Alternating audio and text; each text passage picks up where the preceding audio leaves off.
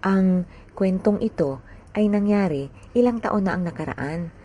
Pero hanggang ngayon, ito ay walang kupas, hindi nawawala at lalong kumakalat. Sa bayan ng Samar ay may mag-asawang kasal na ng halos 8 taon.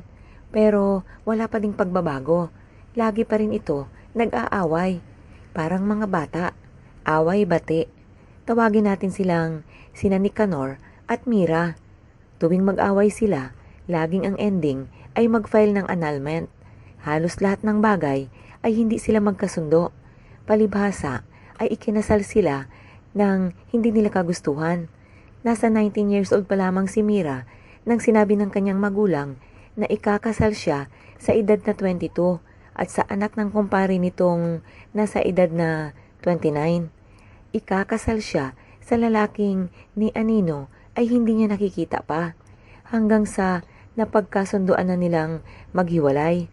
Handa na silang magpaanal nang malaman nilang buntis ang asawa nito, kaya napagkasunduan nilang iurong muna ang pag-file ng annulment. Habang buntis si Mira ay nabawasan naman ang away nila.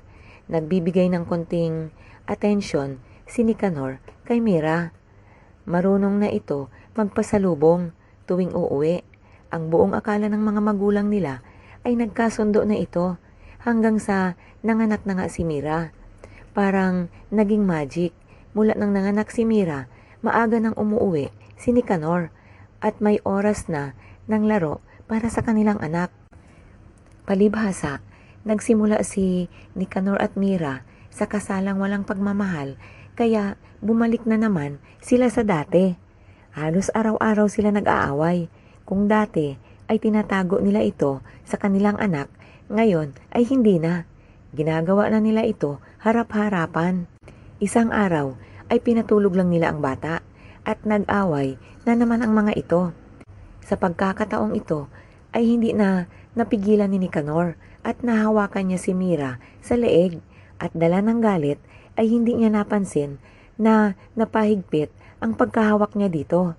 Nakita niyang nahihirapang huminga si Mira pero ang akala niya ay nagdadrama ito hanggang sa basta na lamang ito nawala ng malay. Pinagpawisan si Nicanor ng malamig. Hindi alam ni Nicanor ang gagawin. Pinahiga ito ni Nicanor at tinawag ang pangalan. Ngunit hindi na ito sumasagot. Binuhusan niya ito ng tubig na malamig sa mukha. Wala din. Nataranta ito. Pinulsuhan niya ito. Wala na rin pulso. Naging puti na ang kulay ni Mira. Pinahiga niya si Mira sa kanilang higaan. Pabalik-balik siya sa living room at sa kwarto nila. Ilang oras na lang at lalabas na ang anak nila. Papasok na sa eskwelahan. Siguradong hahanapin nito si Mira. Litong-lito si Nicanor. Hindi alam ang gagawin. Tiningnan niya ang mukha ni Mira habang nakahiga sa kama. Medyo labas ang dila nito. Agad niya itong kinumutan. Umaga pa, nagising ang anak nila at kailangan na itong pumasok sa school. Si Nicanor lahat ang nag-asikaso. Hinanap ng bata ang mama nito. Sinabi ni Nicanor na masama ang pakiramdam. Hinatid na ito ni Nicanor sa sakayan, service ng eskwelahan. Pagbalik niya ng kwarto ay umupo sa living room, binuksan ang TV at pinatay niya din. Nakatitig lang ang mga mata niya sa TV. Wala naman siyang naiintindihan kahit isa. Pumasok na nga ang bata sa eskwelahan na walang alam sa nangyari. Napatay na ang mama nito. Habang sa bahay ay nakatulala pa din si Nicanor. Hindi siya umalis sa bahay ng ilang araw. Pang-3 araw na ito at nagsimula ng mangamoy ang katawan ni Mira. Kailangang mailabas na ito sa bahay nila. Nag-ikot-ikot si Nicanor kung saan niya ito pwede itapon o iwanan. Hanggang sa nakarating siya sa isang park. Nakakita siya ng isang maliit na ilog sa likod nito, para itong creek, pero hindi umaagos ang tubig. Siguro, aagos lang ito kapag malakas ang ulan. Ito ang nakikita niyang pinakamagandang taguan sa katawan ni Mira at kailangan niya itong gawin habang nasa eskwelahan pa ang bata. Dali-dali siyang umuwi ng bahay. Binalot niya ito sa kumot at nag-drive na pabalik sa nasabing park.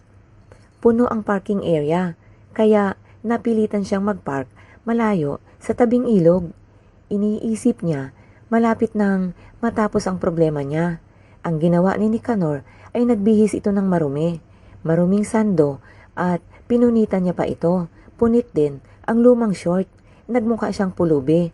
Kinuha niya ang sako at ipinasok ang nabubulok na at nangangamoy na katawan ni Mira at isinampa niya ang sako sa kanyang likuran. Pasan-pasan niya ito. Umupo siya sa isang tabi at nagpalimos habang ang sako ay nasa tabi niya. Hindi naman kasi siya pwede dumiretso sa creek mula sa kanyang sasakyan na may daladalang sako. Nakailang oras na siyang nagpapalimos, tumayo naman siya at pasan-pasan niya ang nasabing sako. Naglakad siya papalapit sa creek at tumigil, umupo ulit at nagpalimos. Ganon ng ganon ang ginawa niya hanggang sa umabot siya sa creek at matagumpay na naitapon ang sako nang halos walang nakapansin. Pag-uwi ay naligo siya, nagsabon ng todo-todo at naaamoy niya pa din ang mabahong amoy ng patay na katawan ni Mira. Ang ipinagtataka ni Nicanor, kahit saan siya magpunta ay naaamoy niya pa rin ang amoy na patay ng katawan ni Mira. Lumipas ang mga araw na ang alam ng bata ay nasa business trip ang mami niya. May napapansin si Nicanor sa anak niya. Tuwing nakikita siya ay nagugulat ito at nagtatakip ng ilong. Hindi na rin ito nagpapahatid sa sakayan ng bus papuntang eskwelahan at halos araw-araw ay ayaw na itong tumabi sa kanya. Naisip tuloy ni Nicanor na baka may alam na ang bata. Naging paranoid na siya. Hanggang sa isang araw, pagkagaling niya sa trabaho, ay sinalubong siya ng kanyang anak nang may kakaibang tingin. Hindi niya na napigilan pa. Pasigaw niya itong tinanong kung ano ang problema, kung bakit siya nito iniiwasan at bakit laging nakatakip ang ilong tuwing mapadikit sa kanya. Nagulat siya sa sagot ng anak. Daddy, ilang araw ka nang may pasan-pasan na sako. May lumalabas na tubig sa sako na napakabahong amoy. Hindi mo ba naaamoy, Daddy?